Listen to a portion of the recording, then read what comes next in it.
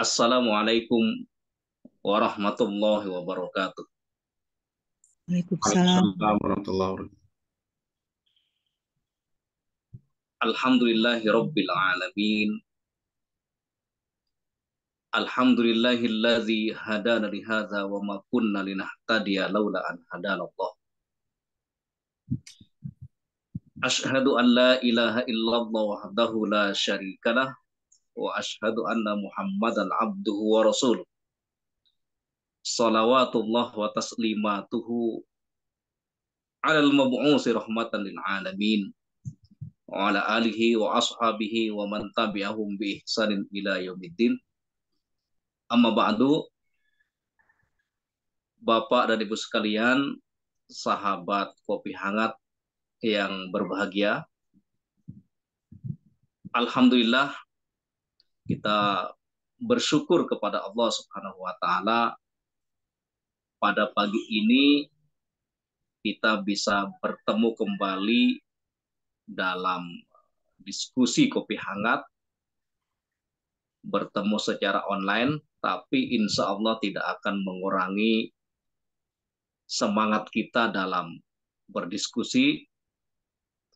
Dan Bapak dan Ibu sekalian, pada pagi ini kita akan mendiskusikan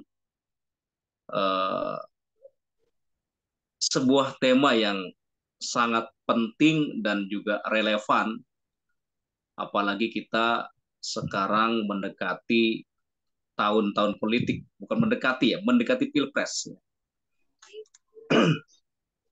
Nah, Bapak dan Ibu sekalian, tema kita pada pagi ini adalah politik praktis dalam timbangan maqasid syariah.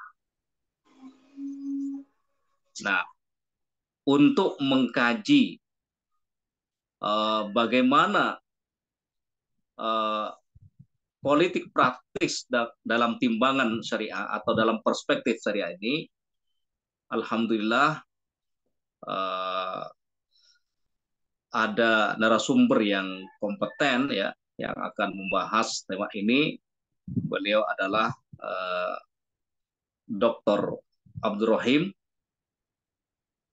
salah seorang pemerhati maqasid syariah, dan beliau juga adalah sebagai direktur Maqasid Syariah Indonesia.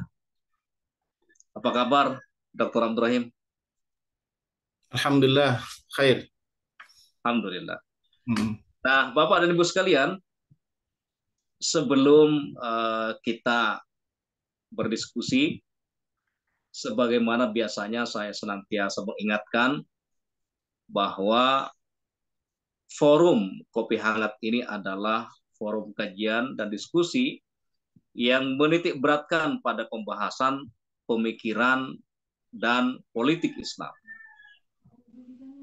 Tujuan dari forum ini adalah terwujudnya keterbukaan wawasan, perubahan paradigma, serta sekaligus ikut berkontribusi pada upaya-upaya mengakhiri masa transisi umat yang berkepanjangan menuju umat yang dewasa, menjadi umat yang progresif, ya, menjadi umat yang maju, sehingga umat Islam ini punya power, punya kekuatan dalam kehidupan berbangsa dan bernegara. Baik, Bapak dan Ibu sekalian, sebelum kita diskusi, kita awali kajian kopi hangat pada pagi ini dengan bacaan Al-Basmalah. Bismillahirrahmanirrahim.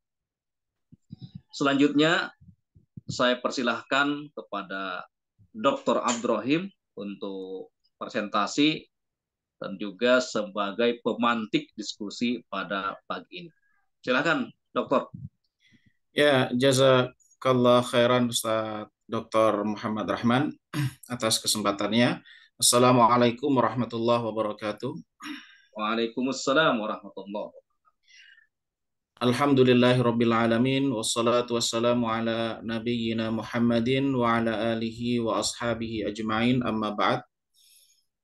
Bapak Ibu sekalian yang dimuliakan Allah Subhanahu wa taala, alhamdulillah pada kesempatan pagi hari ini di hari Kamis tanggal 12 tahun 2023 Allah Subhanahu wa taala pertemukan kita dalam majelis online Kopi Hangat ini. Mudah-mudahan pada kesempatan kali ini tema yang kita angkat adalah tentang politik praktis dalam timbangan maqasid syariah. Mudah-mudahan Allah SWT memudahkan segala urusan kita, memberkahi semua aktivitas kita, dan Allah memberikan kepada kita kekuatan mengemban amanah yang jadi tanggung jawab kita semuanya. Amin amin ya rabbal alamin.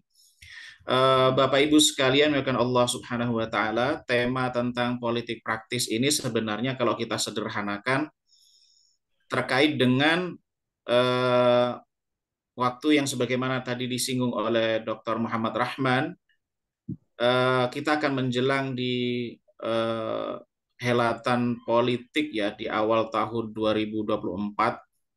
Suara saya jelas, Ustaz Rahman? Jelas.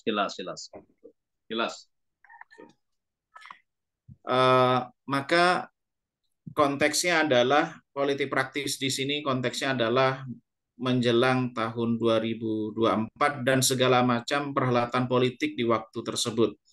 Maka bagaimana pertimbangan maqasid syariah terkait dengan hal tersebut? Izinkan saya share slide ya. Saya coba buatkan slide.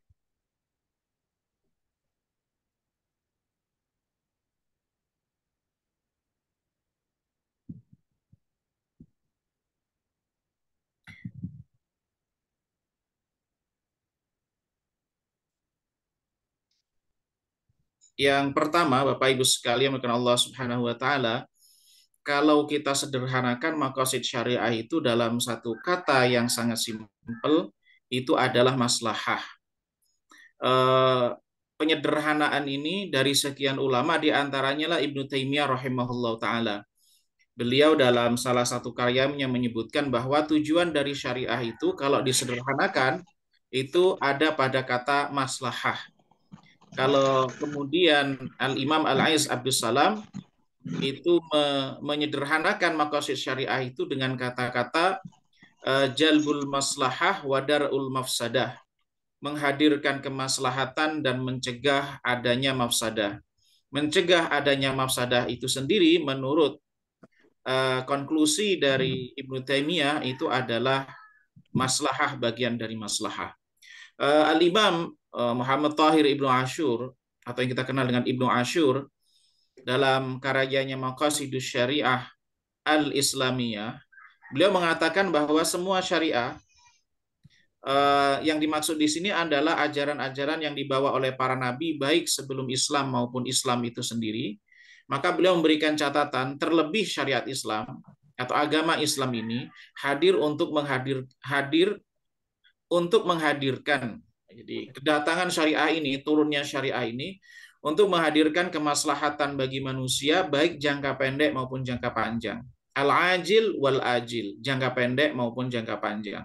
Yang dimaksud jangka pendek yaitu yang terdekat, yang bisa terkaitan secara langsung, ataupun dalam jangka panjang bukan hanya konteksnya yang dimaksud jangka panjang itu adalah akhirat, tetapi dunia, kemaslahatan yang bersifat dunia, tapi itu sifatnya adalah jangka panjang, itu juga termasuk dalam kategori maslahat jangka panjang.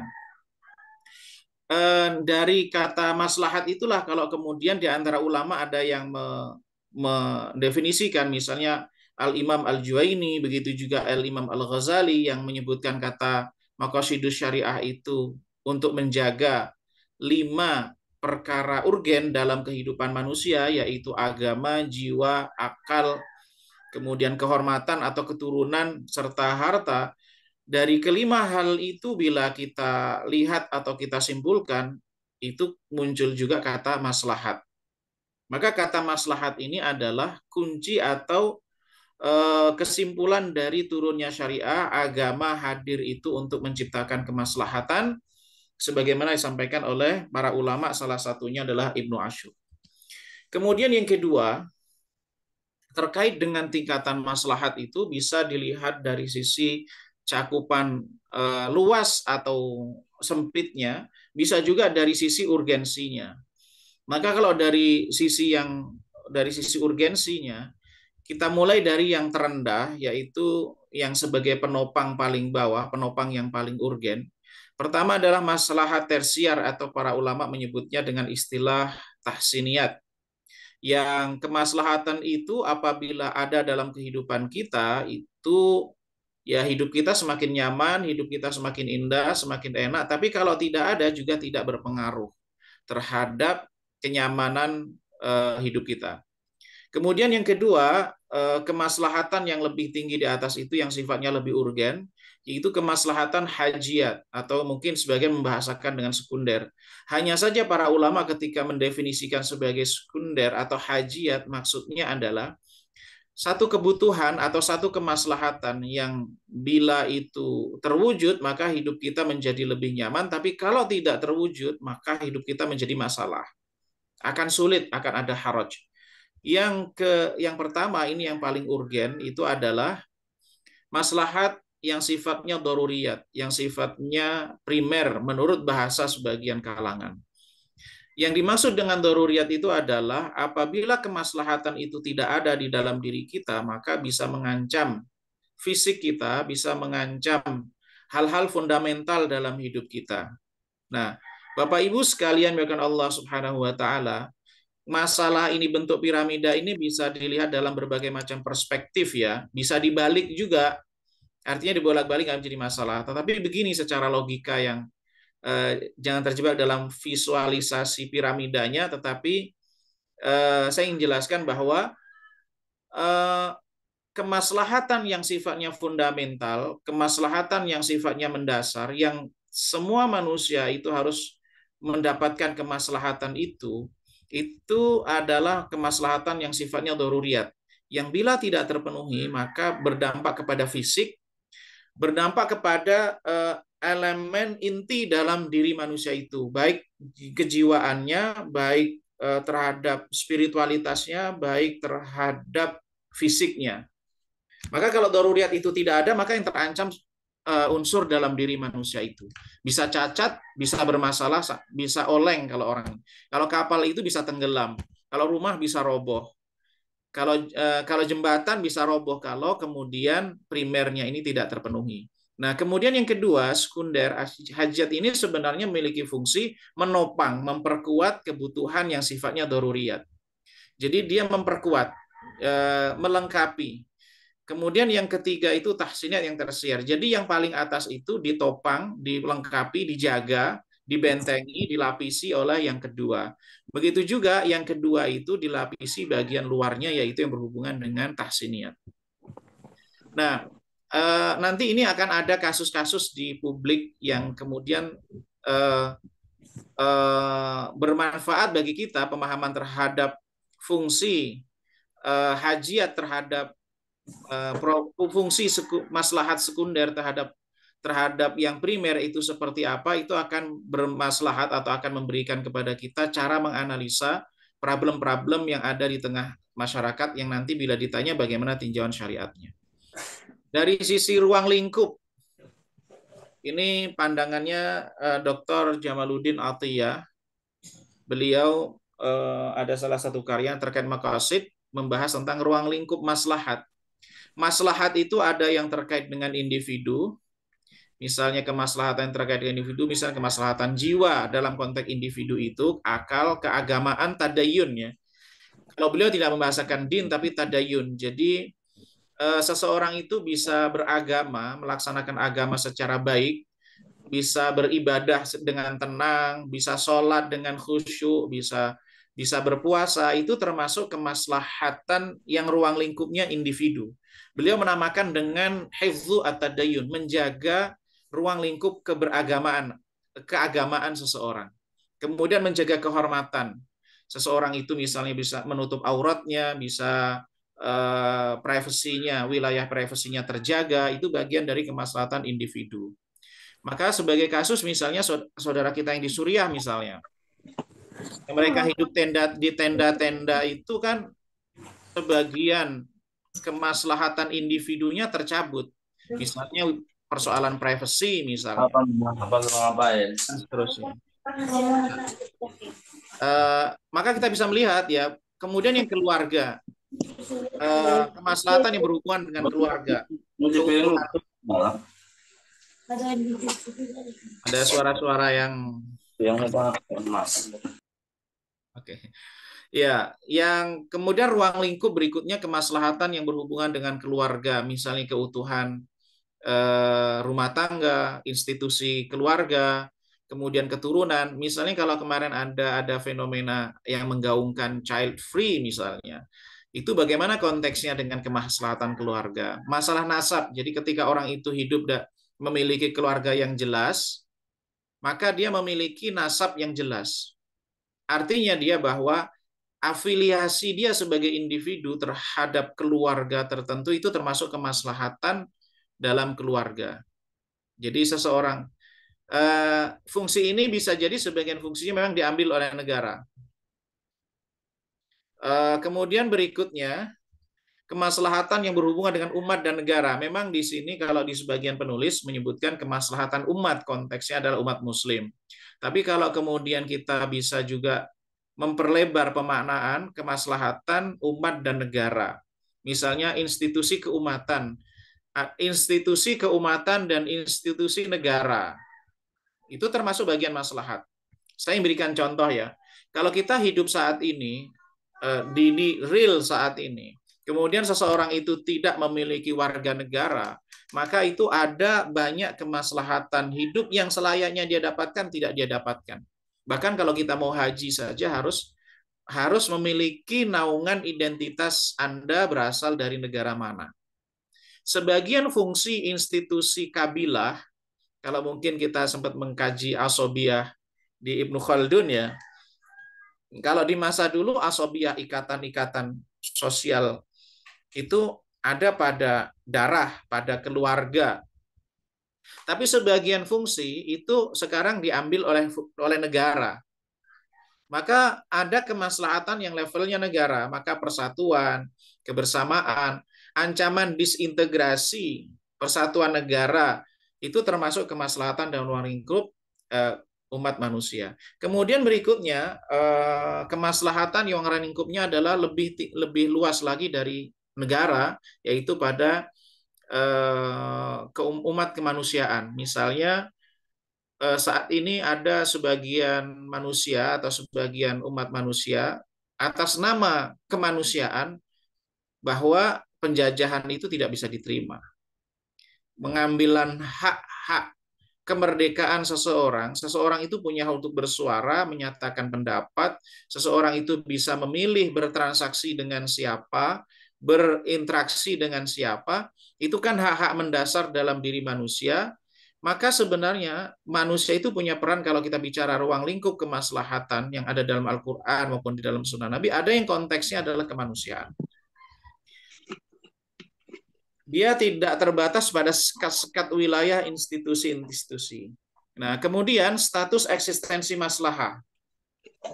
Jadi kalau kita bicara tentang maslahat atau kita bicara tentang mungkin gini Bapak Ibu sekalian ya, kata maslahat dan mafsadah itu tidak senantiasa bermakna dosa ya sebelum kita ini. Jadi maslahat itu adalah sesuatu yang nyaman, sesuatu yang enak baik terkait dengan fisik kita maupun terkait dengan jiwa kita maupun terkait dengan spiritualitas kita, itu sesuatu yang maslahat, sesuatu yang enak, sesuatu yang nyaman. Mafsadat itu adalah sesuatu yang tidak enak, sesuatu yang tidak nyaman. Nah, termasuk maslahat adalah perkara yang memang itu diperintahkan oleh agama, dan maslahat itu dan mafsadah itu ada di balik hal yang dilarang. Jadi tidak semua mafsadat itu adalah dosa, konteksnya adalah dosa. Misalnya ketidaknyamanan itu termasuk dalam kategori mafsadah. Nah, status eksistensi maslahah itu ada yang sifatnya qat'i. Qat'i itu artinya baik qat'i secara agama maupun qat'i dalam pengertian akal. Misalnya begini, orang hidup itu maslahat. Kalau orang kemudian nyawanya dihilangkan, itu mafsadah. Itu adalah perkara-perkara qat'i yang di dalam bahkan bukan hanya dalam konteks agama, tetapi juga nalar sehat, bahwa nalar sehat orang itu mengatakan bahwa berkhianat itu adalah mafsadah. Menyakiti, sesuatu yang menyakiti fisik itu adalah mafsadah. Tapi sesuatu yang nikmat, sesuatu yang nyaman itu adalah maslahah. Nah, perkara-perkara yang disebutkan oleh agama sebagai maslahah itu adalah maslahah yang qat'i, sebutkan eksplisit.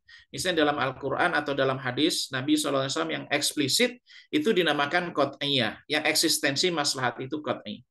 Ataupun memang berdasarkan nalar sehat bahwa ini maslahat, ini mafsadah. Kemudian yang kedua, dhanniyah. Jadi maslahat itu yang diketahui, diidentifikasi melalui analisa, melalui kajian, melalui telaah.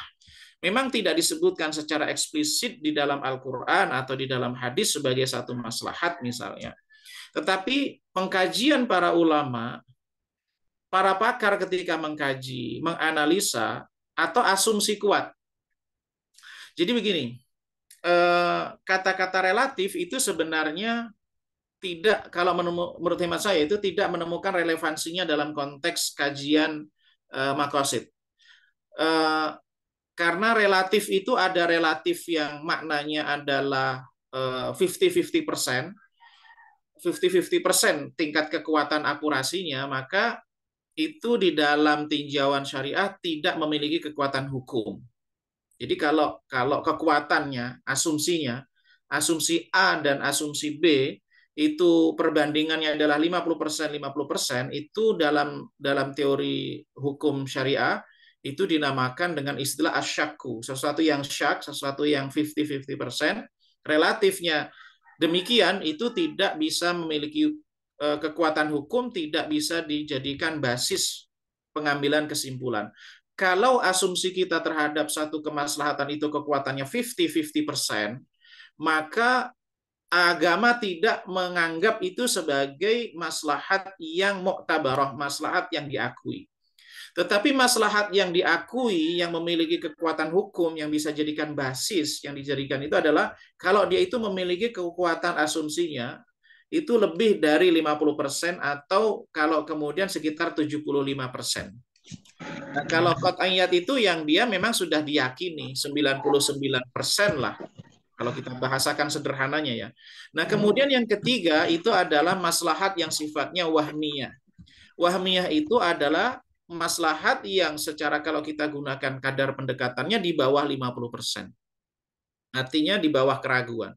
Jadi misalnya tingkat eksistensi dari kemaslahatan itu atau kebenaran dari maslahat itu misalnya 10%, misalnya 20%, 30%.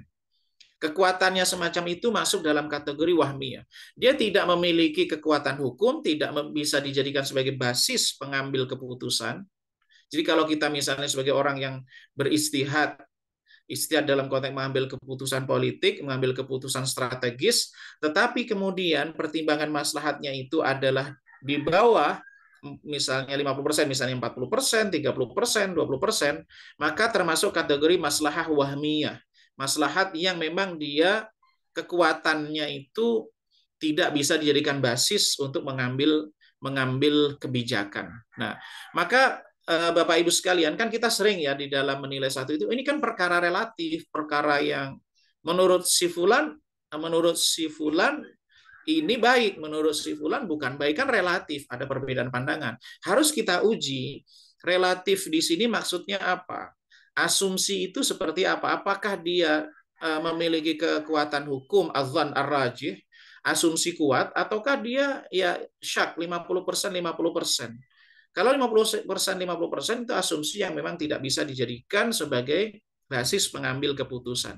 Tapi kalau kemudian itu justru yakin dalam mempertimbangkan sesuatu, wah maslahat ini saya yakin 80%, 90% atau kemudian 100% itu bisa dijadikan sebagai basis untuk mengambil keputusan karena agama mengakui eksistensi maslahat itu ketika dia pada level qat'i atau pada level dhanni, yaitu asumsi kuat. Lalu kemudian bagaimana kita mengukur maslahat? Nah, para ulama ini saya ambil dari kitabnya Ibnu Ashur, Tahir Ibnu Ashur, yang beliau juga mengambil dari Al-Muwafaqat dan Al-Iz Ibn Abdus Salam kalau nggak salah, ada beberapa mekanisme yang bisa dipakai untuk mengukur maslahat, tetapi dalam konteks sains, perkembangan sains modern, mengukur maslahat ini kita juga bisa menggunakan data-data kuantitatif, tapi ada basis-basis kualitatif yang dijadikan pertimbangan. Nah, yang pertama adalah mengukur maslahat itu adalah nalar sehat. Nalar sehat ini artinya adalah common sense, pertimbangan manusia secara umum bahwa orang yang akalnya sehat, orang yang nalarnya sehat, orang yang tidak bermasalah, dia akan mengatakan bahwa maslahat itu pada A, bukan pada B. Misalnya orang yang punya nalar sehat bahwa secara umum manusia itu sepakat bahwa perkawinan sesama jenis itu mafsadah. Tetapi berbeda jenis laki-laki dan perempuan itu maslahat. Itu nalar sehat. Nah, nalar sehat ini sebenarnya kalau kita lihat bahwa semua nalar sehat itu yang zahir, basis-basis pokoknya itu diakui oleh agama. Maka disebutkan istilah ad-daruriyat al-khams, perkara-perkara daruriyat. Bahkan kita juga mengenal di dalam Islam itu ma'lum minad din bid-darurah, perkara-perkara yang sudah ketika orang itu masuk Islam, dia ini sudah tahu bahwa ini perkara-perkara yang lazim ketika orang menjadi muslim tahu perkara ini. Nggak mungkin seorang muslim yang nggak tahu kalau dia itu berakal sehat, dia nalarnya sebagaimana manusia pada umumnya, dia tahu. Misalnya, daruriyat dalam agama ya, daruriyat perkara pokok dalam agama, ma'lum minad din bid-darurah. Bahwa sholat 5 waktu itu wajib. Itu kan termasuk setiap muslim tahu bahwa sholat 5 waktu itu wajib. Kemudian berpuasa Ramadan itu wajib. Itu adalah nalar kalau kita lihat daruriyat dalam perkara agama. Kalau kita bawa di dalam konteks hubungan manusia dengan manusia, berdusta itu haram. Berdusta itu buruk. Jadi gini, berdusta itu menurut agama haram. Semua agama sepakat bahwa berdusta itu adalah haram. Berdusta dalam pengertian dusta ya, bukan untuk pertimbangan-pertimbangan yang lain. Tapi berdusta juga menurut akal sehat, nalar sehat semua mengatakan bahwa dusta itu adalah mafsadah. Menolong orang lain, membantu orang lain, menyelamatkan nyawanya itu sebagai kebaikan, diakui oleh agama, diakui juga oleh nalar sehat. Kemudian yang kedua, mengukur maslahat itu juga berdasarkan uji coba, pengalaman. Jadi pengalaman ini bisa berdasarkan pada sains yang sifatnya ilmu saintifik berdasarkan data-data uji coba yang ada, maka itu bisa dikatakan sebagai maslahat yang sesuatu itu memberikan dampak kesehatan. Misalnya dalam konteks obat-obatan, dalam konteks sosial misalnya isu-isu yang dipakai, metode-metode yang dipakai, kemudian akurasi penggunaan data tertentu untuk kepentingan tertentu itu bagian dari uji coba yang itu juga bisa menjadi sarana untuk mengukur maslahat. Jadi apakah ini maslahat atau mafsadah? Sudah diuji coba atau tidak? Dalam uji coba bahwa ini berdampak pada A, B, C, D. Misalnya contohnya dalam obat-obatan misalnya. Kebiasaan umum ini dimaksud adalah kebiasaan, mohon maaf kalau saya coba kembalikan di dalam masalah fikih misalnya. Ada kebiasaan umum yang berlaku. Sebagai contoh misalnya kalau dalam muamalat kalau ada seorang datang kepada penjual di kaki lima atau penjual dagangan lah begitu. Lalu orang itu bilang, "Bang, saya minta kopinya, saya minta itu celana yang jenis ini dan seterusnya." Ketika kata-kata minta itu disampaikan kepada pedagang, maka kebiasaan umum berlaku bahwa maksudnya adalah beli. Nah, ini kebiasaan umum ini juga termasuk juga kalau kita bawa dalam aturan-aturan yang berlaku, rambu-rambu lalu lintas, sistem-sistem yang berlaku, itu termasuk di dalam pengertian kebiasaan umum. Maka itu bisa dikatakan sebagai maslahat. Kemudian berikutnya adalah asumsi kuat. Asumsi kuat ini adalah dugaan-dugaan yang dia itu memiliki basis data, memiliki argumentasi yang dia ini bisa dijadikan pertanggungjawaban bahwa persentase kemungkinan ini kemaslahatan itu ada sekian persen. Kemungkinan gagalnya lebih kecil. Nah, gitu. Maka ketika dia itu asumsinya itu lebih kuat bahwa maslahatnya itu bisa diambil itu lebih kuat, maka dia bisa menjadi sarana asumsi kuat itu menjadi pertimbangan mengukur suatu kemaslahatan. Nah, persoalan kita dalam konteks maqasid syariah, dalam konteks maslahat, kemudian kita bawa dalam konteks politik praktis, kita itu sebenarnya ada dua tantangan dalam kajian masalah ini. Yang pertama adalah tantangan konsep, bahwa ada kesenjangan antara konsep dengan realita. Jadi tantangan kita itu di dalam konteks politik praktis dan syariah atau tadayun, kita sebagai seorang muslim, itu ada kesenjangan antara konsep-konsep yang ada dalam Al-Quran, konsep di dalam hadis, konsep juga kalau kita lebih perluas lagi, kajian-kajian para ulama tentang politik Islam, tentang kepemimpinan, tentang pengelolaan negara, ini kan konsep teori yang ada, ide dan gagasan yang ada pada teori-teori yang digagas oleh para ulama yang disumber dari Quran dan hadis. Itu satu konsep. Namun kemudian yang di sisi yang lain, realita yang kita hadapi, kenyataan yang kita hadapi itu ternyata jauh sekali dari konsep-konsep yang ada. Nah, ada kesenjangan itu, maka di tengah ini sebenarnya fungsi maqasid syariah itu untuk mempertemukan antara konsep yang ada dengan realita yang ada, atau dari realita yang ada, kita berangkat dari realita yang ada, dengan konsep yang ada, itu masing-masing mencari titik pendekatan di antara keduanya. Bahwa konsep kepemimpinan itu begini, tapi realita kita seperti ini. Bahwa realita kita itu tidak memungkinkan untuk menghadirkan konsep yang ada itu secara langsung dalam saat ini. Maka bagaimana mendekatkan kesenjangan yang ada. Jadi dari teori itu kemudian ditarik, dari realita ini kemudian ditarik, maka penggunaan maqasid syariah itu bisa berfungsi untuk mendekatkan kesenjangan antara realita yang jauh dari kenyataan dengan konsep yang diharapkan. Nah, seringkali ini yang terjadi, mungkin ini dulu sempat dalam diskusi Ustadz Muzaffar pernah menyinggung, aktivis Muslim atau kalangan Islamiyin, pemerhati konsep Islam, itu berangkat titik tolaknya dari konsep. Jadi realitanya ini udah nggak sesuai, langsung kemudian dia memaksakan apa yang ada dalam konsep ini untuk dibawa dalam realita saat ini.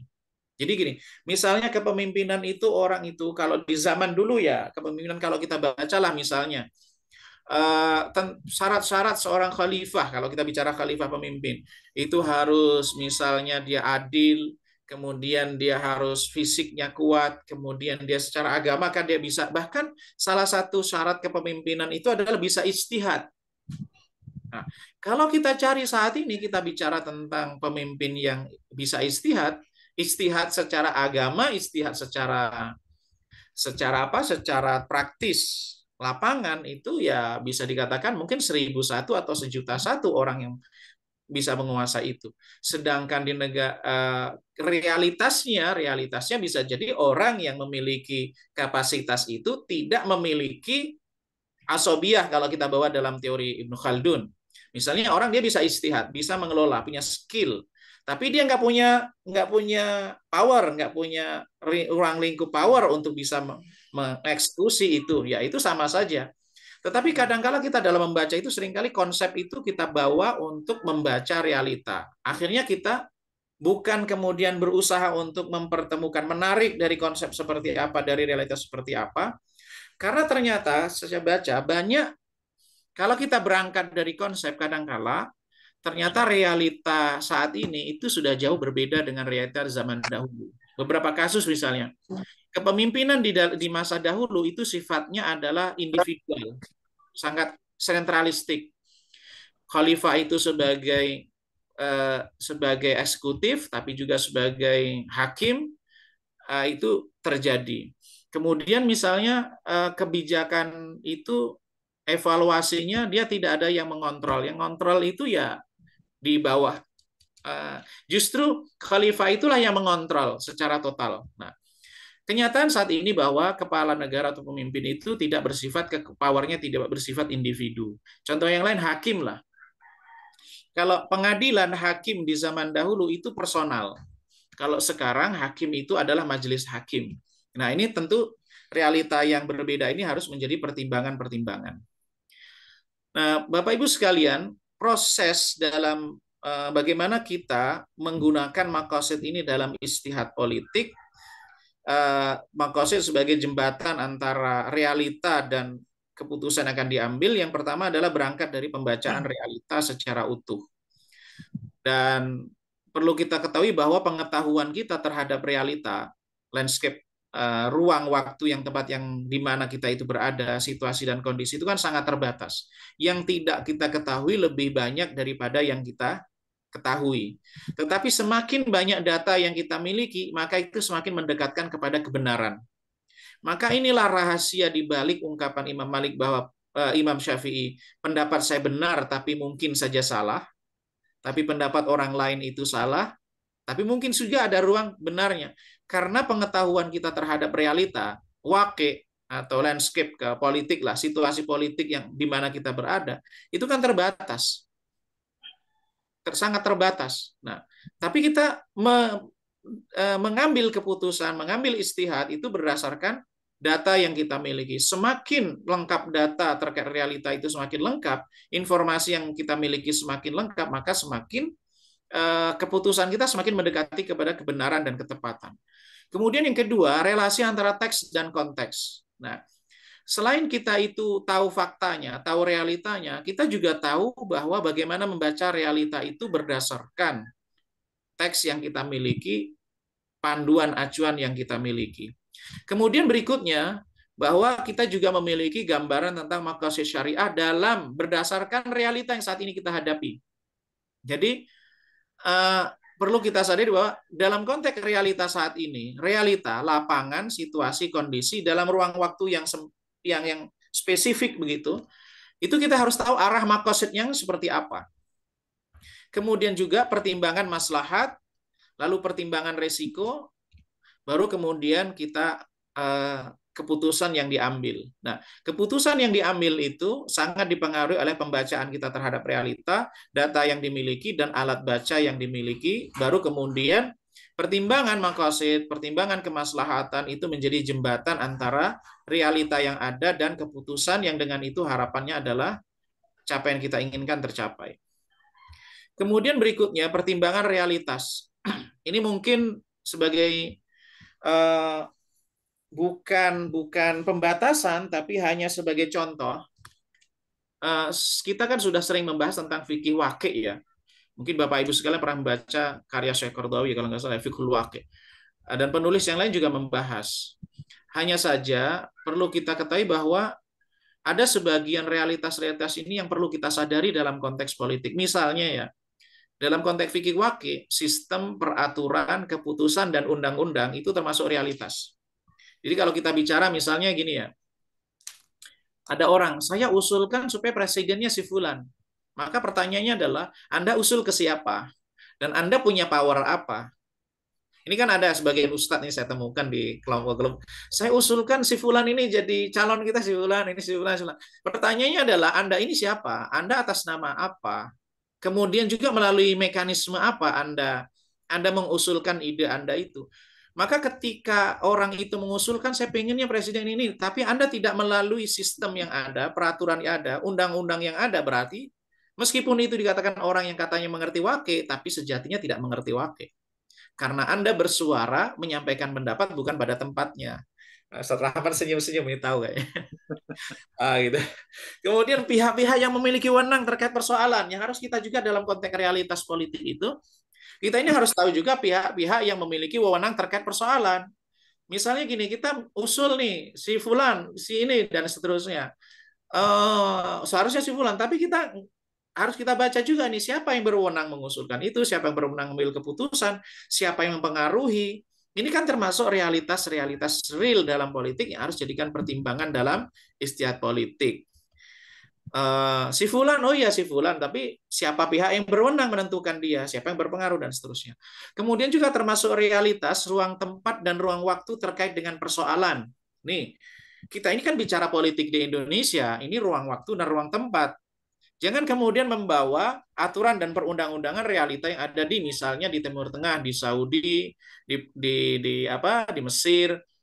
Maka kalau orang menggunakan realitas politik Timur Tengah dibawa untuk membaca, untuk kemudian ide dan segala macamnya, tetapi ruang dan tempat waktunya di Indonesia, ya tentunya berbeda. Atau kemudian ide-ide gagasan di zaman Soekarno, kemudian atau di zaman inilah begitu, tahun berapa, kemudian dibahas sekarang, harus kita uji nih, kita kira relevansinya seperti apa.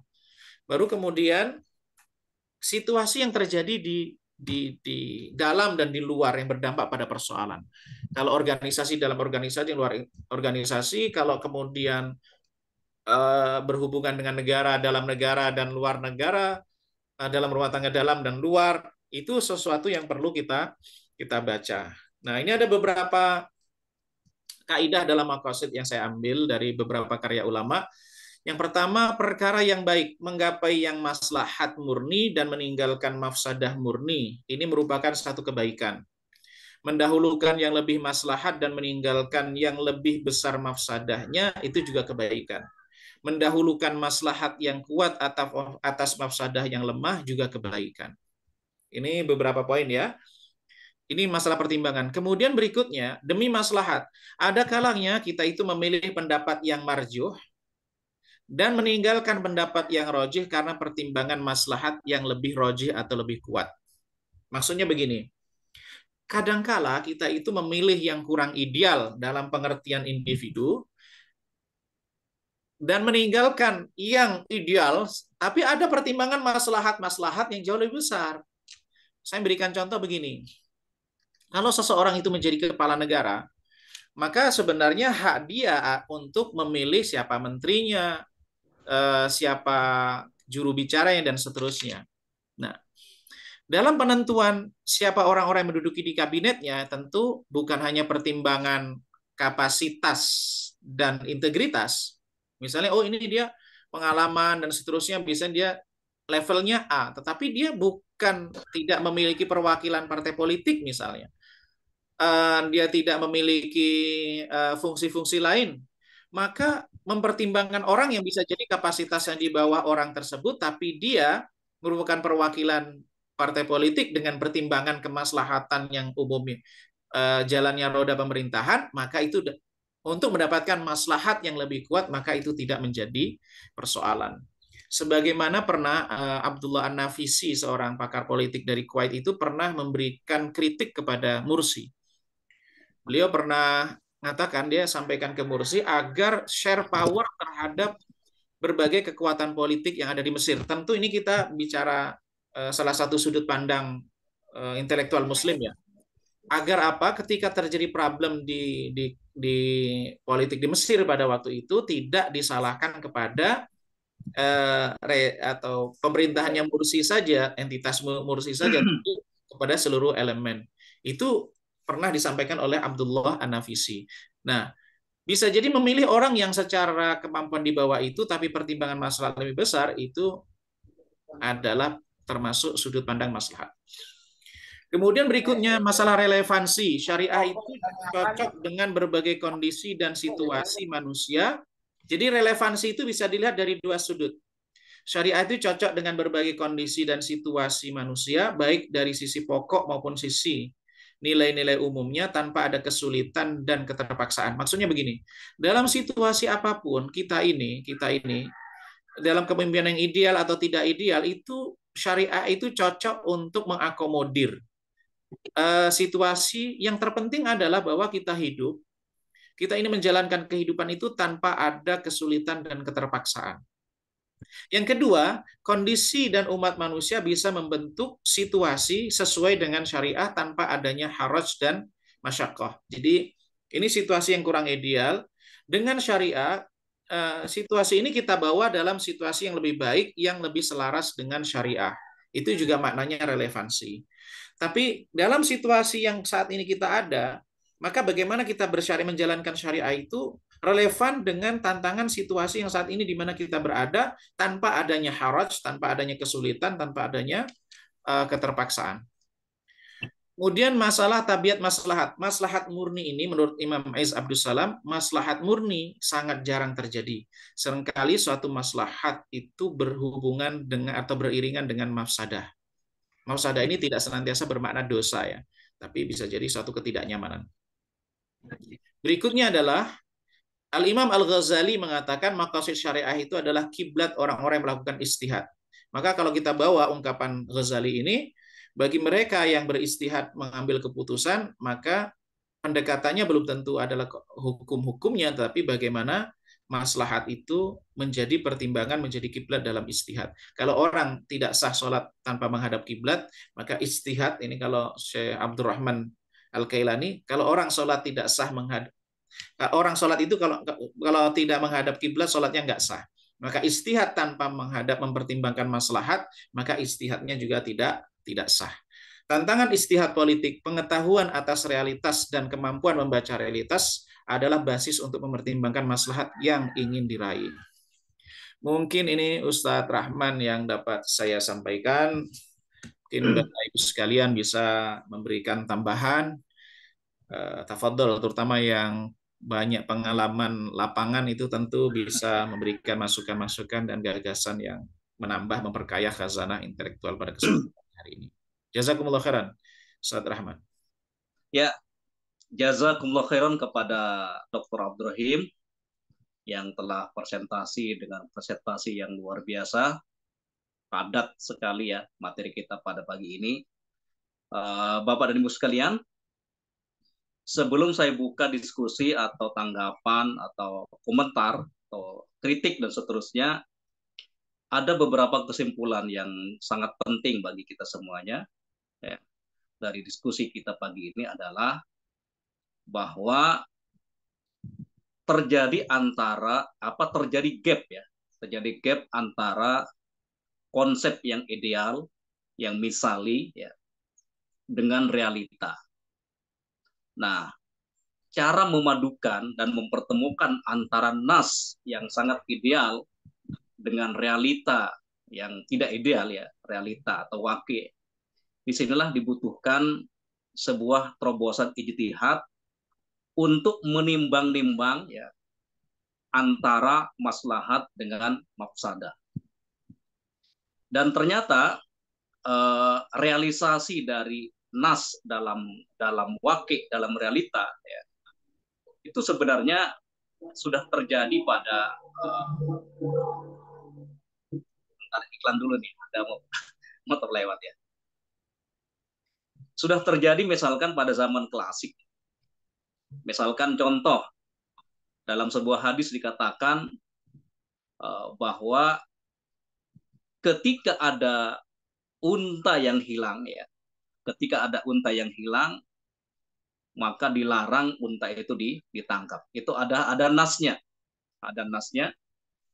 dan larangan Nabi tersebut itu berlaku pada masa Abu Bakar, Umar, ya. Tapi Bapak dan Ibu sekalian, di zaman Utsman justru terjadi sebaliknya. Utsman membuat kebijakan bahwa ketika ada unta yang hilang, maka unta itu harus ditangkap dan diserahkan ke Baitul Mal. Ini kan realisasi dari maslahat.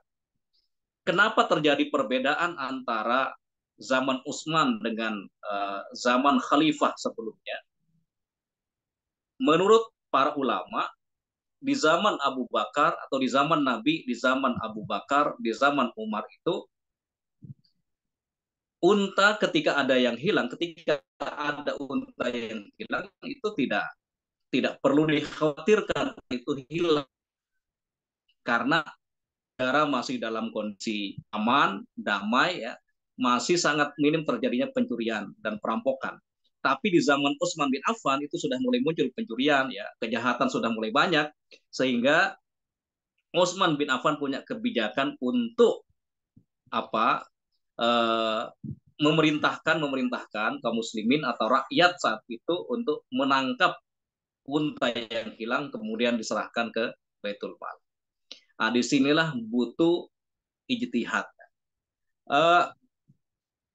Catatan berikutnya Bapak dan Ibu sekalian, kalau kita baca buku-buku politik Islam, misalkan yang ditulis oleh Al-Imam Al-Mawardi, beliau meninggal tahun 450 Hijriah, buku-buku politik yang ditulis oleh para ulama itu di era atau di masa sangat ideal, ya.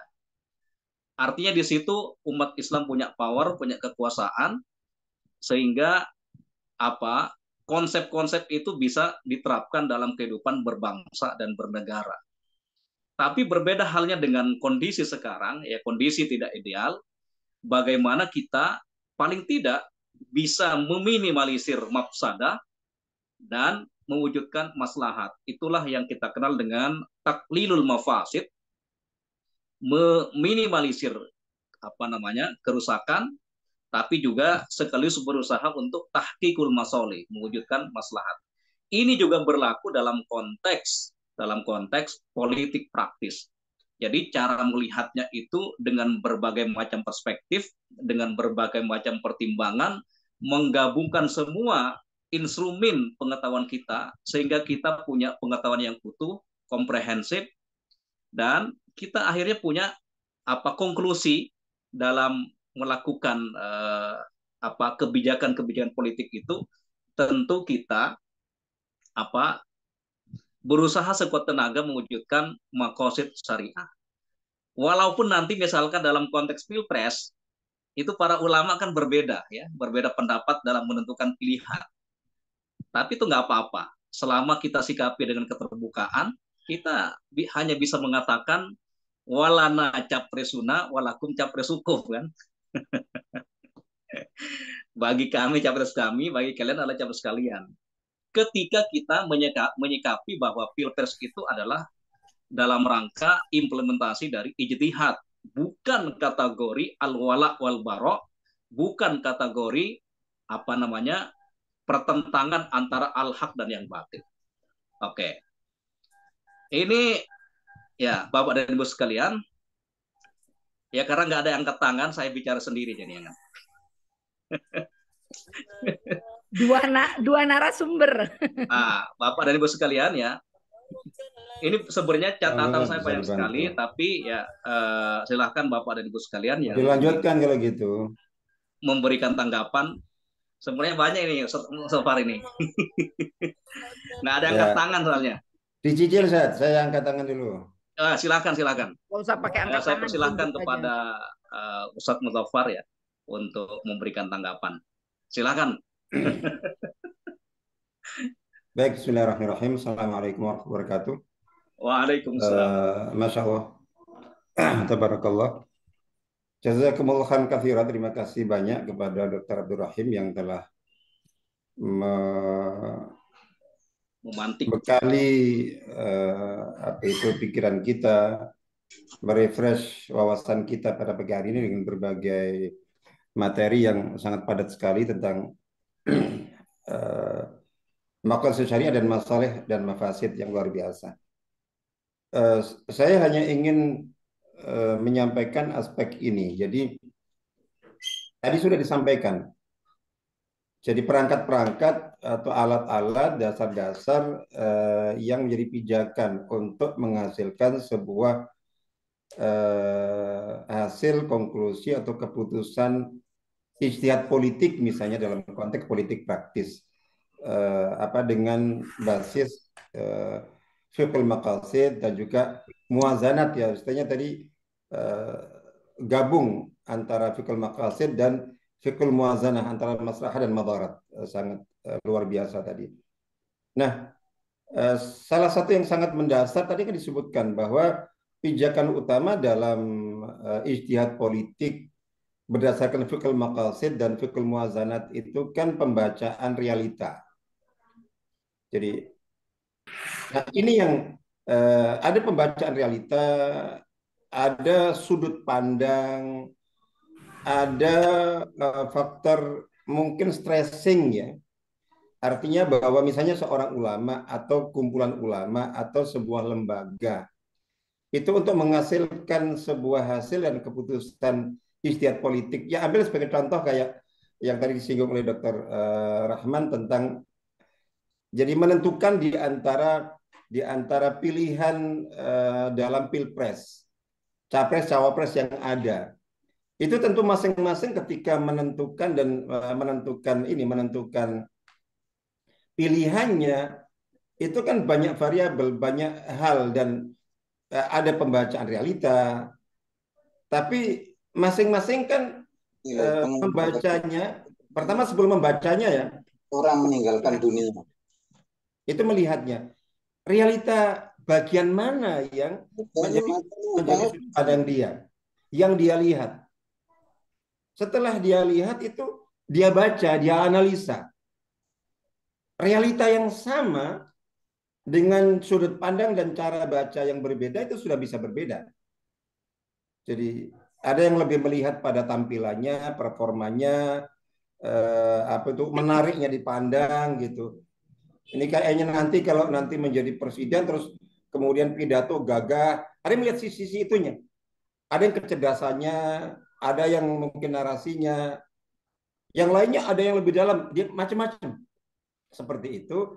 Belum lagi tadi stressing masing-masing. Nah, dari sini semuanya artinya dari berbagai aspek yang ada, yang semuanya mungkin sifatnya relatif.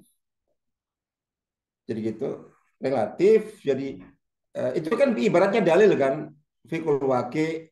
Jadi gitu, pembacaan terus kemudian memuwazanatkan, membandingkan antara berbagai aspek, ini maslahat, ini madarat.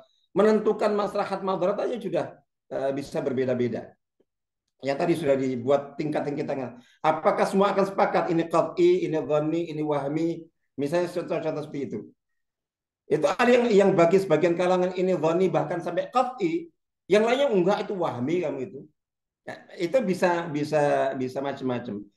Artinya adalah bahwa hasil dari ijtihad politik. Ini ijtihad politik dengan variabel, dengan dalil yang sangat dhanni. Kalau kita bandingkan dengan hasil ijtihad ilmu fikih, yang mungkin lebih banyaknya itu berdasar bukan waqi' tapi kepada nas. Jadi kepada nas, terus kemudian adalah kepada istimbat para ulama yang pakar semuanya. Itu saja hasilnya itu dhanni.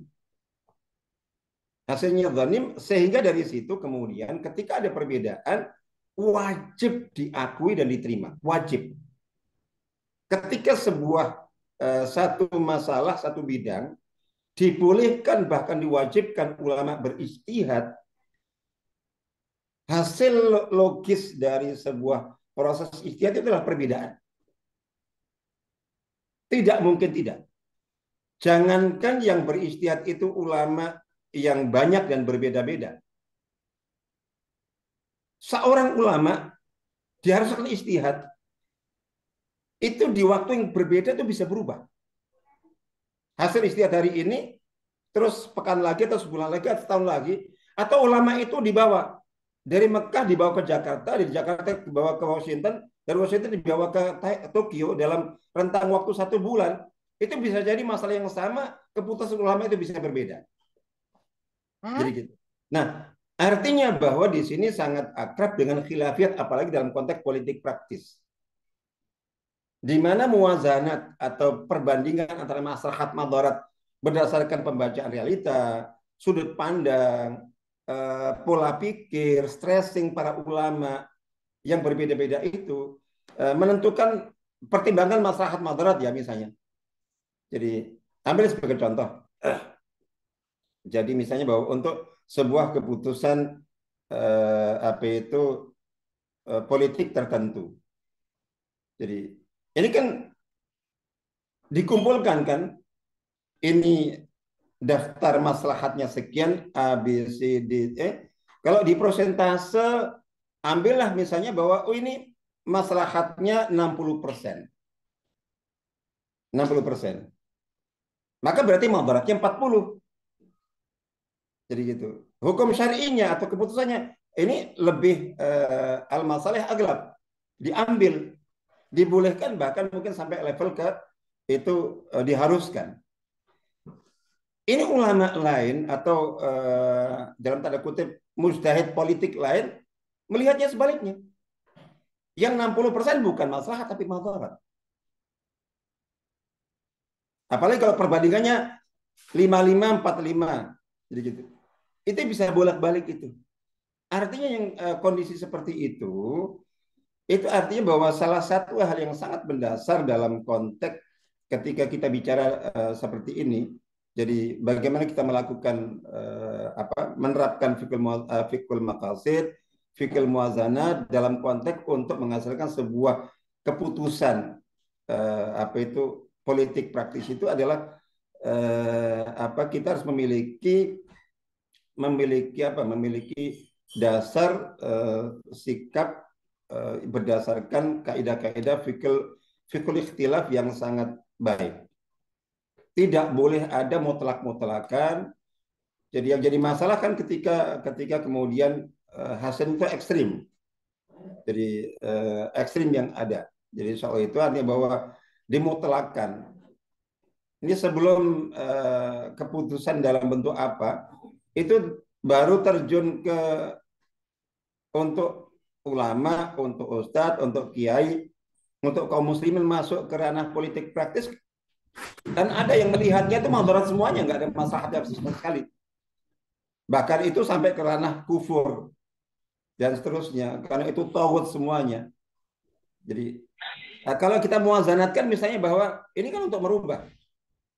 Yang lainnya mengatakan enggak merubah, tapi dengan ada masuk itu sama saja Anda menyetujui. Masyarakat lama-lama itu memahami, wah ini berat para ulama ada di dalam, berarti ini dibenarkan. Itu buruk sekali. Nah, yang lainnya melihat terus, kalau tidak ada yang ada di dalam, itu jauh lebih buruk lagi. Nah, saya kira kalau kita konteksnya ke sana, tidak dengan pendekatan. Jadi harus kita gabung ini penerapan fikul maqasid, fikul muwazanat, terus fikul ikhtilafnya harus kuat. Fikul ikhtilaf harus kuat. Kalau tidak ini buruk semuanya, karena tadi ekstrim-ekstriman, mutlak-mutlakan. Jadi saya kira itu mungkin yang sangat benar. Karena mutlak bahwa hasil dari penerapan kaidah-kaidah fikul maqasid plus fikul muwazanat di dalam politik praktis ini dalam bidang apapun, membuat partai atau tidak itu kan panjang sekali. Terus yang sudah ada enggak gabung atau tidak, jadi gitu, gabung atau tidak itu keputusan politik. Enggak mendirikan, enggak gabung, tapi ini ada tawaran caleg meskipun enggak jadi anggota partai, ini diterima atau tidak, dan seterusnya panjang sekali sampai ke level ikut nyoblos atau tidak. Nah ini semuanya itu artinya bahwa sudah kita sikapi dengan longgar, tidak ada mutlak-mutlakan. Jadi katakan bahwa itu ya contoh di Pilpres ini yang paling penting untuk kita memberikan pendidikan dan perluasan wawasan masyarakat atau pencerdasan. Jadi ini bukan perang badar, jangan dimutlakkan hak batil secara mutlak. Masing-masing memiliki sudut pandang. Diskusi kalau bisa diskusi bagus untuk jadi ketika kita diskusi itu sangat penting, tidak harus bahwa kita mempengaruhi misalnya bahwa teman diskusi kita supaya ngikut pendapat kita.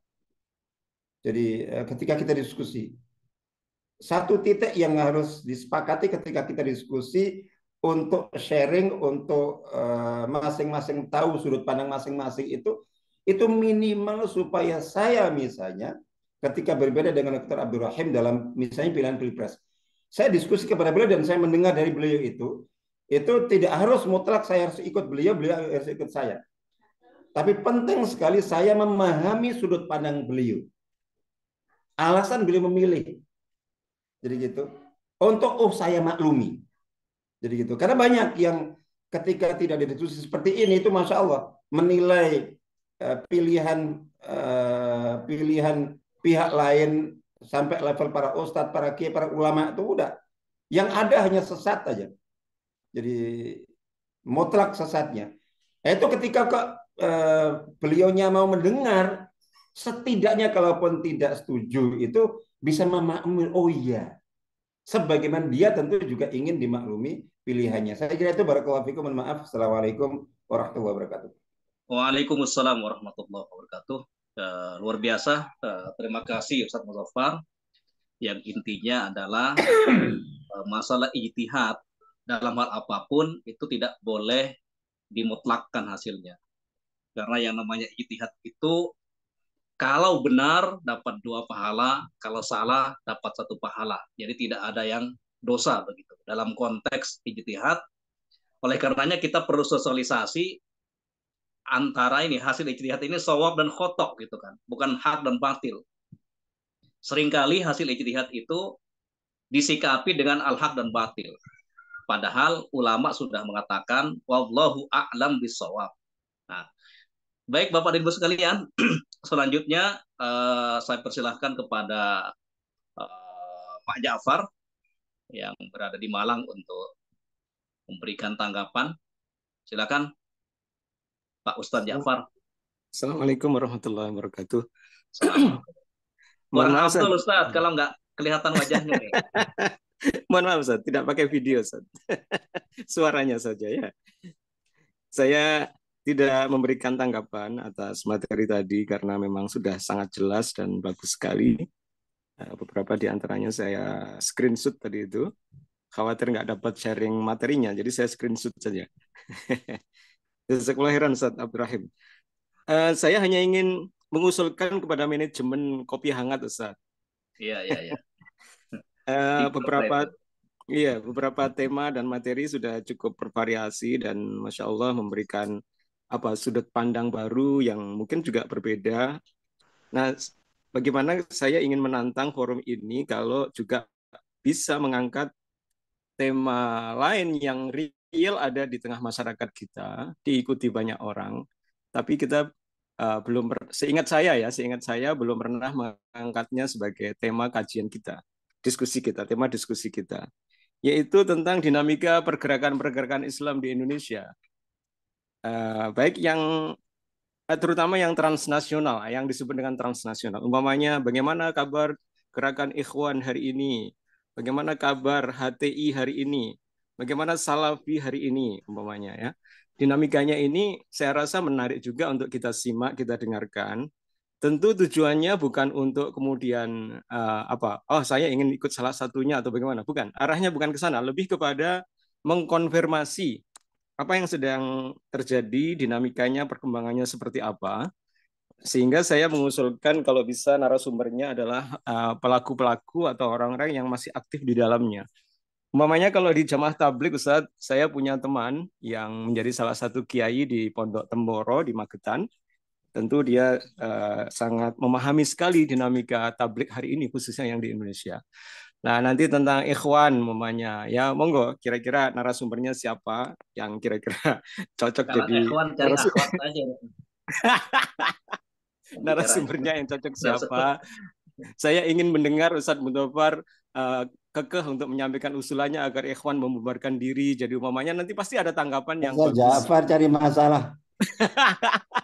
Enggak, Ustadz, itu real ada banyak pengikutnya di Indonesia. Iya, itu. Jadi yang jelas itu nggak berubah, Ustadz. Lanjut dulu, Ustaz. Saya punya cerita menarik, Ustaz. Jadi saya punya kawan yang masih aktif di dalam Jamaah Ikhwan itu, saya tanya, bagaimana perkembangannya? Dia nggak bisa jawab, lalu dia tanya kepada syekhnya, pada ustadznya. Dia tanyakan ke ustadznya, bagaimana Ustaz kabar terbaru Ikhwan? Waduh, saya nggak tahu. Yang saya tahu Ikhwan ini sekarang sudah pecah menjadi 2. Ada New Ikhwan, ada Ikhwan yang lama itu yang sudah dibubarkan katanya. Nah terus si muridnya tadi nanya lagi, kita ikut yang mana ini? Ikut yang New Ikhwan atau yang dibubarkan? Kita ikut yang sudah dibubarkan katanya.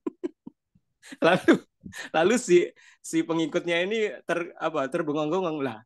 Lah sudah dibubarkan kok kita ikuti gini, maksudnya bagaimana ini? Ini sesuatu yang menggelitik di dalam dialog tersebut. Jadi saya rasa itu hanya cerita kecil, dan saya secara pribadi ingin mengkonfirmasi tentang HTI hari ini bagaimana.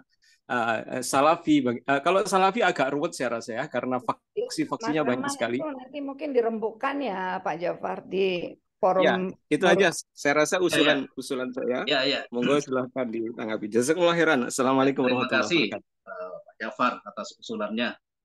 Nanti kita tidak lanjuti ya, kita follow up. Ini usulan yang menarik juga ya. Tapi tentu kita perlu pertimbangan dari para bapak dan ibu sekalian yang lain ya, dari anggota Kopi Hangat yang lain. Dari Tapi manajemen. ini menarik juga. Tapi perlu juga pertimbangan yang lain. Ini ada maslahatnya nggak gitu sih? Atau justru mudarat gitu? Gitu ya. Perlu Kalau ya. saya Perlu kita Iya, kaji. bicarakan yang ngasilin duit gitu loh. Iya, nanti ada ininya, ada Kan segmentasinya itu forum, Pak Yahya. forum, forum ini juga butuh dana untuk bergerak apa-apa juga butuh duit gitu Ya. loh. Mantap Pak Abah Jadi Yahya. bicarakan sesuatu yang menghasilkan. Antara sistem. Mantap Buya. Ya, Mantap ini Bu makasih. Yahya nih. Ya, terima kasih Bu Yahya. Intinya semua usulan, semua pertimbangan juga kita kita pertimbangkan lah semuanya gitu ya. Baik, Bapak dan Ibu sekalian, silahkan yang ingin berbicara. Pak Yahya mau berbicara. Udah cukup bagus teoritis anunya. Saya ingin ya tadi Pak Jafar itu yang praktis, tapi saya praktis yang earning gitu loh, buat gerakan nyata gitu loh. Ya.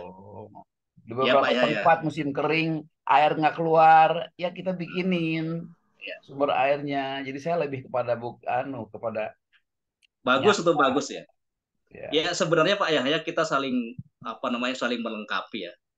Karena memang Kopi Hangat ini kan segmentasinya adalah pemikiran, tapi di sisi yang lain bukan berarti menutup amal-amal yang lain ya. Amal-amal yang praktis itu juga ada tempatnya ya.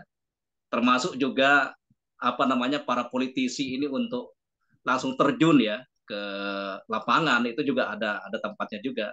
Tapi Iya. perlu kita garis bawahi bahwa Kopi Hangat ini memang paling tidak kita punya wawasan yang luas, punya keterbukaan, bisa saling toleransi lah dengan adanya perbedaan-perbedaan. Itu sih Abah ya, insya Allah.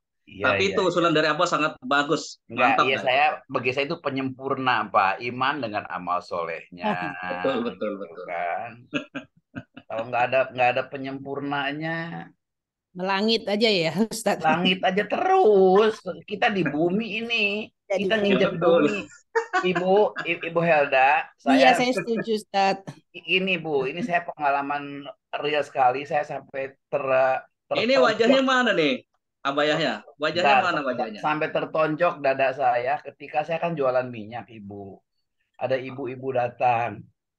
Berapa? Ini saya bilang harga pemerintah 14.000. Pak, boleh nggak? Ini saya kredit, Pak. Saya butuh, tapi saya nggak punya uang 14.000. Coba Bu bayangkan.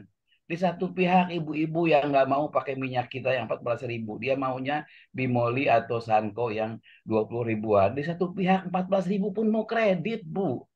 Ini kan kesenjangan yang luar biasa. Kita kan nggak bisa di langit terus. Kita kan nginjak bumi gitu loh. Betul itu, betul. Tapi saya sedikit Ustadz, maaf Mbak Sita, menyambung Ustadz ya, sebetulnya yang dibutuhkan, saya tuh jalan kemarin di bandara, itu pada sumbu pendek semua, jadi bagaimana masyarakat ini nggak sumbu pendek menghadapi permasalahan, jadi kajian-kajian ini bisa nggak segelintir orang saja, tapi buat semua orang gitu. Itu aja. Iya, setuju Bu, setuju banget. Iya. Jadi teman-teman Kopi Hangat ya, supaya kajian ini tidak dinikmati segelintir orang, tolong di-share secara masif ke berbagai grup di Facebook, di Twitter dan seterusnya. Nah, ini bukan taklimat, tapi informasi aja. Iya. Yang terjadi di grup-grup WA itu terus polemik terus, dispute terus. Nah, mau kapan kita polemik dispute terus sementara perut lapar, sementara air kering. Iya, Gimana? ya. Demikian. Ya, terima kasih Bu Yahya, luar biasa semangatnya untuk gerakan realnya ini. Lah Rasulullah kan semua juga ujung-ujungnya tadi maslahat itu kan kesejahteraan ujung-ujungnya. Betul, betul, betul, betul, betul. Mantap, mantap. Mantap. Kita ketemu lagi nanti Bu ya. Ya, siap. Kita ketemu di Depok nih. Ya, Baik. siap. Ini sudah ada yang angkat tangan lagi. Ada siapa? Bu Herianti dulu atau Bu Sita dulu ini tadi? Perasaan saya duluan deh. Ya, silahkan, Ibu. Ya, ya silahkan. Apa kalau mau Mbak Eri duluan silakan. Bu Eri duluan, silahkan Bu Eri. Setelah itu saya persilakan Dr. Sita. Assalamualaikum warahmatullahi wabarakatuh. Waalaikumsalam. Nah, mungkin ini receh aja ya usulannya. Saya setuju dengan Bu Yahya ya. Tadi usulannya Pak Ustadz Rahman ini supaya di-share seluas-luasnya. Ini masalahnya Ustadz, orang tuh ingin membuka link gitu ya, ingin membuka YouTube itu sesuai dengan kebutuhan dia gitu. Oh ya. Jadi kita misalnya bicara masalah tadi ya konsep-konsep segala macam. Tapi mungkin dalam kondisi ini dia lagi nggak butuh gitu konsep-konsep itu gitu. Nah, bagaimana konsep ini kan dengan bahasa yang menarik sehingga orang tertarik untuk dengar gitu, untuk buka untuk ini ya. Itu mungkin ya Bu Yahya ya. Betul Karena banget Bu. Betul banget Bu. Lapangan tuh begitu. Kita lihat aja deh kita ke pasar gitu kan. Penjual daging tuh banyak nganggur gitu kan. Penjual-penjual ini juga banyak nganggur karena memang kondisi hidup tuh sulit gitu. Betul banget. Jadi kita juga kan konsep itu bagus gitu dan dia memang kalau tapi sedikit peminatnya gitu. Mungkin orang-orang yang bener banget Bu. Bener banget. Dengan pemikiran cocok. Tapi kalau untuk yang kebanyakan gitu ya, itu susah. Jadi kita juga walaupun kita share, kita ulang-ulang share, undang segala macam, karena mereka merasa ini nggak bukan kebutuhan saya nih hari-harian nih gitu kan, Nah, minyak itu dia. segala Saya macam. share ke 10 grup kurang lebih ini Bu. Yang ini ke 10 grup nggak ada yang satu pun yang datang. Pengikutnya Bu Yahya banyak ini. Kalau ya, Mas Rahman, aku bicara Mas Rahman. Ya Mbak Eri ketangkep ya. Ini dulu, Bu. Biar selesai dulu Bu Eri. Gitu ya. Ya kesannya kan orang seneng yang real-real gitu, walaupun mungkin di balik itu dia nggak tahu gitu siapa sponsornya segala macam gitu ya. Mungkin baik. Ini usulan yang menarik. Ya, Assalamualaikum. Ya, saya persilahkan kepada Dr. Sita. Alhamdulillah dikasih kesempatan. Tadinya nggak mau bicara, cuma beberapa hal kemudian menggelitik untuk bicara, termasuk tentang usulan Pak Jafar, kemudian masukan Bu Yahya. Kalau saya lihat pertama menarik yang disampaikan oleh Ustadz Muzaffar itu melengkapi ya materi Ustadz Abdurrahim yang lengkap, padat, ya, yang bagus juga untuk di-share. Tadi ada usulan untuk dimuat di YouTube, ada rekamannya nanti akan ada di YouTube, jadi bisa dilihat lagi karena perlu dicerna lebih berulang-ulang untuk bisa memahami kaidah-kaidah tadi ya. Nah, kemudian masukan dari Ustadz Muzaffar tadi saya pikir memang perlu tambahan tentang mengambil satu keputusan itu. Kalau yang selama ini saya pahami paling tidak perlu mempertimbangkan pertimbangan fikul aulawiyat, kemudian fikul muwazanah, dan juga fikih mu'alat, dampak yang ditimbulkan akibat satu keputusan yang diambil. Dan tadi ditambah lagi menurut Ustadz Muzaffar berdasarkan paparan Ustadz Abdurrahim, fikih maqasid ya. Jadi mudah-mudahan semua pertimbangan alat tadi untuk mengambil keputusan ya. Kalau di mungkin pendekatan metodologi ilmiah yang dikenal di kampus-kampus kan ada ya istilahnya alternatif solusi satu berdasarkan pertimbangan ini dan seterusnya. Tapi kita juga memiliki pertimbangan yang sangat lengkap ya, dasar pengambilan keputusan. Itu poin satu ya, untuk melihat satu keputusan diambil berarti ulama atau ya satu institusi berarti sudah mempertimbangkan semua hal tersebut. Yang kedua kaitan dengan Ustadz Abu Yahya.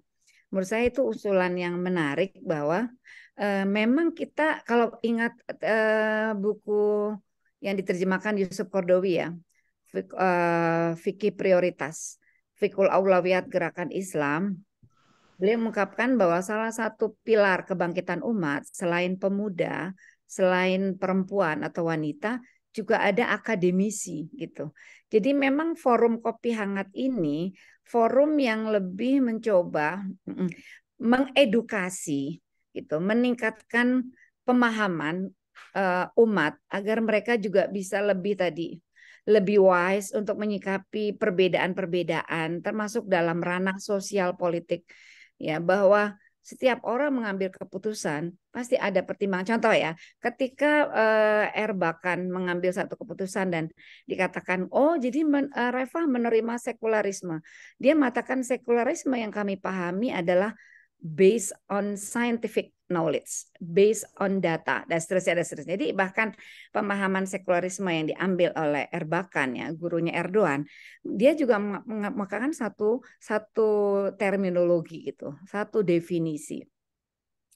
Nah, yang Buya Yahya masukkan itu menurut saya mungkin perluasan dari kopi hangat. Contoh ya Mas Rahman, Mas Rahim, gimana kajian-kajian yang menarik yang begitu penting untuk mengedukasi umat kita bukukan gitu, contoh-contoh konkret. Kita bikin buku gitu, Bunga Rampai. Ya, di situ ada Dr. Abdurrahman, Dr. Abdurrahim, ada Ustadz Muzaffar, dan narasumber lainnya. Bisa saja seri 2022 gitu.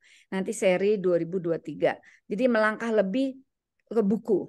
Kemudian mungkin terkait dengan gerakan konkret juga terkait yang Buya Yahya ulang-ulang tadi ya, gerakan sosial ekonomi secara konkret, bahwa kita juga melakukan, misalnya ketika kita membahas MUI, lalu apa gitu yang kita bisa rekomendasikan untuk MUI secara konkret dari forum kopi hangat.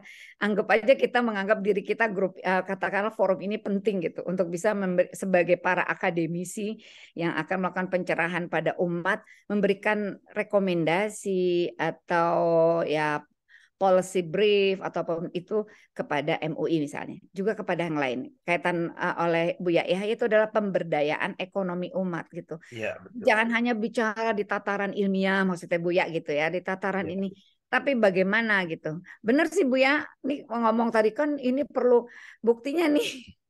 Yang rajin bayar iuran ya ibu-ibu lagi. Itu contoh tuh curhatnya ya. Nah, itu bagaimana mungkin kita punya divisi yang menghidupkan lagi supaya kopi hangat ini lebih berdaya. Nah, yang terakhir kaitan dengan usulan Pak Ja'far ya. Menurut saya itu benar tadi Ustadz Muzaffar bilang ini cari perkara atau tidak.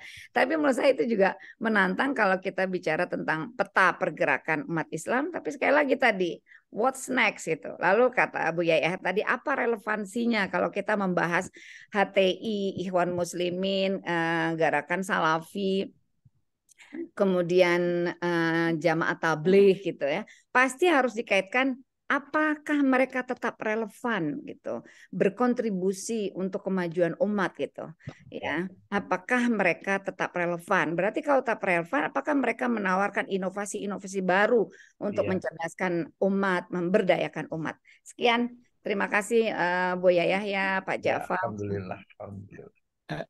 Boleh nanggapi sedikit Ustaz? Silahkan. Jadi maaf Bu Sita, justru disitulah kita sebagai satu forum diskusi perlu membuka satu sudut pandang yang seterbuka-bukanya terhadap semua masalah sebelum kita membuat kesimpulan apakah ada relevansinya. Justru itu yang ingin kita konfirmasi. Apakah gerakan mereka hari ini itu masih ada relevansinya atau tidak? Setuju. Kalau Dikaji menurut kita dengan bingkai tadi, dibingkai dilihat nanti apakah masih relevan. Boleh, nggak melarang kok ada kajian itu. Jadi menurut kita yang tidak di dalamnya mungkin apa relevansinya, tapi bagi mereka yang menjalani itu, oh ini sangat relevan. Itu yang ingin kita dengar. Jadi kalau kemarin kita sudah menghadirkan narasumber dari Al-Irsyad, dari Muhammadiyah, segala macam itu menarik sekali. Bahkan 1 abad mereka makin eksis. Nah ini ada gerakan yang sudah 1 abad tapi ada yang usul dibubarkan. Ini menarik gitu untuk kita dengarkan. Nah, jadi sebagai satu forum kajian sesuai dengan namanya ya kita berdiskusi. Saya rasa itu. Ya, terima kasih Pak Ja'far. Ya. Gimana Dr. Abdurrahim? Kita persilahkan yang lain dulu ya. Dr. Abdurrahim ya. Ya, Ini ada Ada Ustaz Gunawan dari ya, Bali nih, Gunawan sepertinya dari tadi. Bali. Dari Bali ini perlu banyak istihad baru. baik. Silahkan Pak Gunawan ya. Suara saya terdengar, Dokter? Terdengar dengan jelas. Baik. Jadi tadi tentang teorinya gitu ya, tentang tataran langitnya itu sebenarnya sudah banyak ditangkap. Hanya Allah alam, ini saya di lapangan ini kan praktis namanya ya. Karena praktis ini gimana tataran teoritisnya nanti. Bahwa setiap partai itu dari sisi praktisnya pasti tusuk sate lah. Ini langsung praktis ya, pilihan. Seperti saya di Bali itu berhadapan dengan yang lainnya, partai yang lainnya, untuk pusat daerah 1 dan 2 itu harus linear. Ini praktisnya begitu. Tapi tataran lapangannya alhamdulillah nggak begitu itu ternyata. Kayak sampaikan Mudofan tadi, ya nggak praktis-praktis amat, nggak mutlak-mutlakan amat. Mohon maaf saya Dr. Rohman, saya kalau di kabupaten nggak milih Gelora loh. Bener, ini saya gitu ya. Tapi saya tim sesnya pusat. Itu rahasia. Saya tim sesnya pusat. Artinya saya tim sesnya pusat itu pertimbangannya fikul aulawiyat, fikul muazanah dan lain sebagainya. Di daerah saya itu ada dari partai yang bukan partai saya, tapi dia memang kelihatan real untuk umat. Nah ini apa? Iya, saya harus maju juga di daerah saya, yang jelas dia itu real untuk umat itu real gitu loh. Nah makanya saya tidak mau ketika dijadikan di daerah. Di provinsi juga begitu. Nah maka saya ambil keputusan untuk pusat saja saya hasung penuh full. Saya minta pusatnya dan ternyata di masyarakat juga nggak mau begitu, tusuk sate itu aja masyarakatnya nggak mau. Bahkan tim-tim yang di lapangan, tim kami yang di lapangan untuk pusat itu adalah tim-tim yang untuk kabupaten dan itu bisa nggak tusuk sate. Nah konsep yang teori tadi itu penerapan seperti ini kadang-kadang sulit bagi kita. Enggak, tusuk sate aja semuanya, harus mutlak-mutlakan begini. Kalau kita melihat di grup yang nasional itu Dr. Rohman ya, saya partai ini, milih ini, mau apa lo? Itu seneng gitu. Jadi terbuka, mau presidennya ini itu dan lain sebagainya terbuka. Suasana itu menjadi suasana yang memang berdasarkan pemikiran, berdasarkan ini dan lain sebagainya. Nah ini saya hanya menyampaikan di lapangan. Apakah konsep lapangan seperti itu ya kadang-kadang agak apa ya, nggak pas atau gimana, Allah alam. Ini minta masukan yang dari Dr. Rohim ini, karena ini soal praktis, langsung praktis ya di lapangan. Kenyataannya begitu, dan tidak semua orang sekarang itu tusuk sate langsung satu partai dari kabupaten. Tapi kalau nggak jadi ngapain juga dipilih gitu loh. Orang jelas nggak jadi kok. Maka yang jadi aja, yang jelas-jelas saja, walaupun dalam tanda kutip bukan partainya dia gitu loh, bukan ininya kita. Tapi kalau kita harus satu linear gitu. Nah ini juga akan berat realitas di lapangan. Pertimbangan-pertimbangannya akan nggak jadi semuanya akhirnya gitu. Allah alam, ini bagaimana ini praktis yang demikian. Itu aja Dokter. Assalamualaikum. Ya terima kasih Pak Gunawan atas tanggapan dan pertanyaannya. Bapak dan Ibu sekalian, saya persilahkan Dr. Abdurrahim untuk memberikan tanggapan. Perlu ada tanggapan ya. Tadi ide-ide gagasan. Bapak Ibu sekalian, tadi ide-ide gagasan-gagasan menarik. Ketika Ustaz Muzaffar tadi menyampaikan, saya teringat dengan salah satu hadis Nabi. Ini peristiwa Rasulullah itu pernah mengatakan kepada Al-Ashaj Abdul Qais, Rasulullah mengatakan kepada sosok sahabat ini, mengatakan, pada dirimu ada 2 sifat yang disukai oleh Allah, yaitu yang pertama adalah al-hilmu. Al-hilmu itu tidak emosional, artinya tidak gampang tersulut oleh amarah. Kemudian yang kedua al-anah. Al-anah itu al-anatu, maksudnya adalah tidak tergesa-gesa.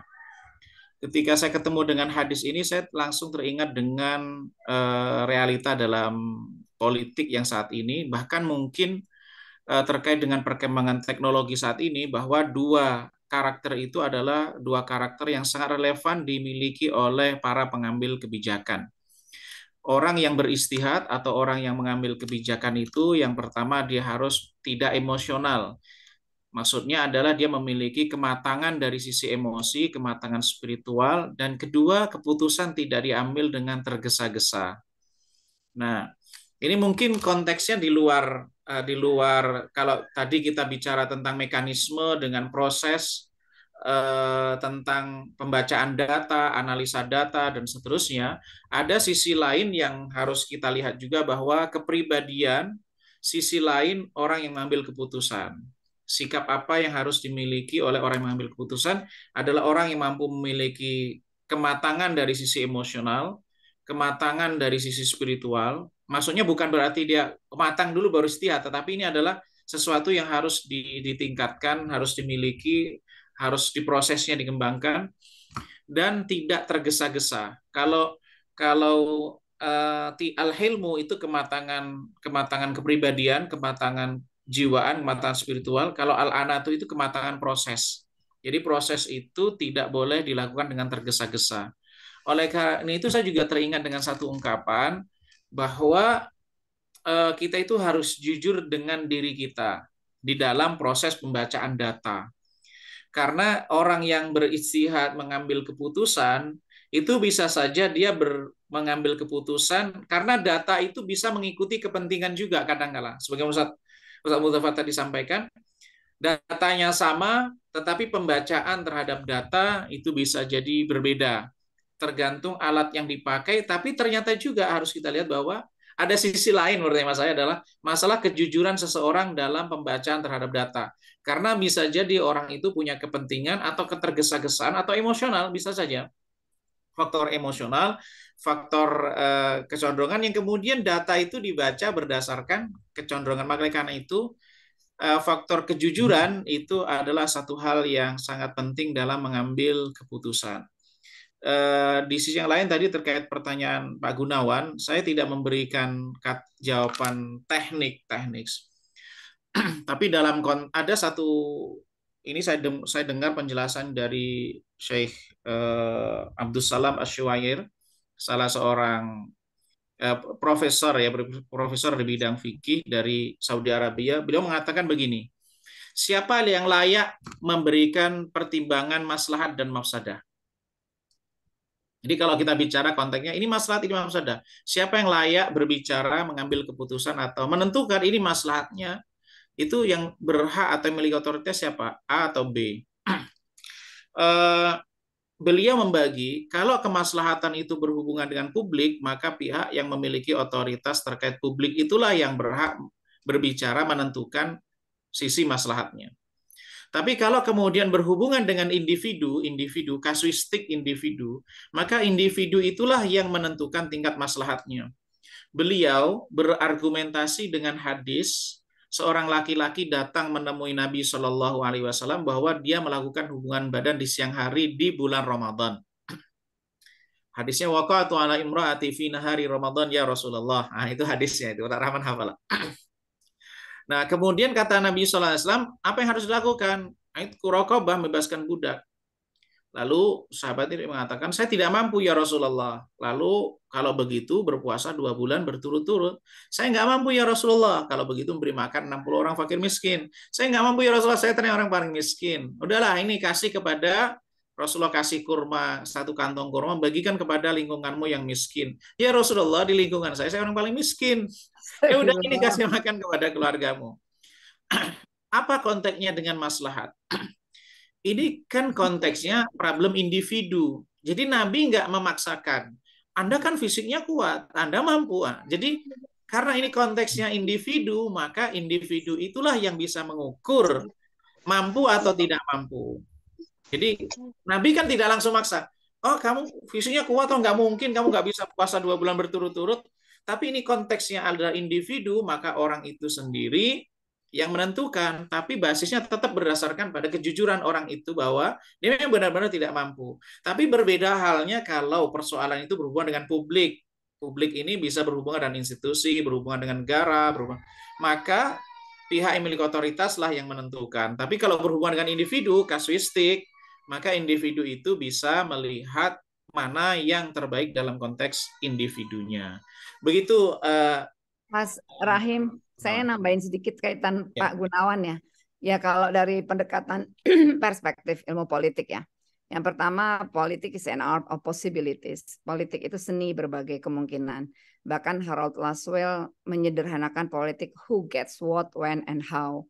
Siapa dapat apa, bagaimana, dengan cara apa gitu ya. Di mana dan dengan cara apa. Kalau dalam konteks perspektif Islam pasti harus ada bingkainya gitu ya untuk ya secara syariat bagaimana secara ini. Tapi kalau kaitan dengan politik is local, politik is personal gitu. Ujungnya politik itu lebih pertimbangannya personal dan lokal gitu. Jadi artinya dia yang paling tahu situasi kondisi di situ. Kalau menurut saya kenapa individu harus terus learning gitu, belajar dan bukan sekedar studying ya, tapi learning. Learning belajar itu harus ada perubahan efek berupa perubahan sikap dan laku. Bukan hanya individunya yang belajar, tapi juga learning organization. Jadi political party di mana Anda berada itu partai politiknya juga harus menjadi organisasi pembelajar. Di antaranya memberikan otonomi gitu kepada ini, bahwa pertimbangan situasi di Bali yang bisa jadi berbeda dengan di daerah lain yang merupakan basisnya partai politik tersebut. Ya, artinya di Bali itu untuk nyari orang Islam dulu udah satu persoalan. Habis nyari orang Islam, cari lagi mana yang sudah berafiliasi ke partai politik yang lain. Gitu. Nah, jadi menurut saya akhirnya pertimbangan yang paling masuk akal adalah pertimbangan dia anggota komunitas tertentu, dia punya hubungan kekerabatan, jadi sifatnya personal dan lokal. Jadi kalau menurut saya jangan dipaksakan harus yang, jadi orang rakyat udahlah susah milih harus ngapalin DPR RI-nya dia, DPRD provinsinya yang ini, DPRD kota ini harus satu paket gitu. Kita memaksakan orang menghafal satu paket. Ya udah kalau orang itu kenalnya Pak Gunawan, ya sudah Pak Gunawan gitu. Kalau dia nanya lagi baru untuk pusatnya siapa gitu, atau yang mau berkolaborasi di situ yang potensi menangnya lebih besar ini, ya why not menurut saya gitu. Pertimbangan sepanjang dia bukan yang katakanlah bisa merusak destruktif lah ya, sepanjang masih yang baik-baik saja, nggak harus menurut saya satu partai. Itu Pak Gunawan. Baik. Siap. Siap, Coach Gunawan nih luar biasa nih. Kapan-kapan kita bahas Jarsos loh di sini. Jarsos dalam perspektif maqasid syariah. Di Bali aja. Ayolah. Siaplah. Baik, Bapak dan Ibu sekalian, diskusi kita semakin hangat sebenarnya ya. Tapi kita dibatasi oleh waktu. Ya, barangkali sebelum ditutup, Dr. Abdurrahim ada closing statement. Saya persilakan. Ya, sebagai closing statement saya sampaikan ungkapan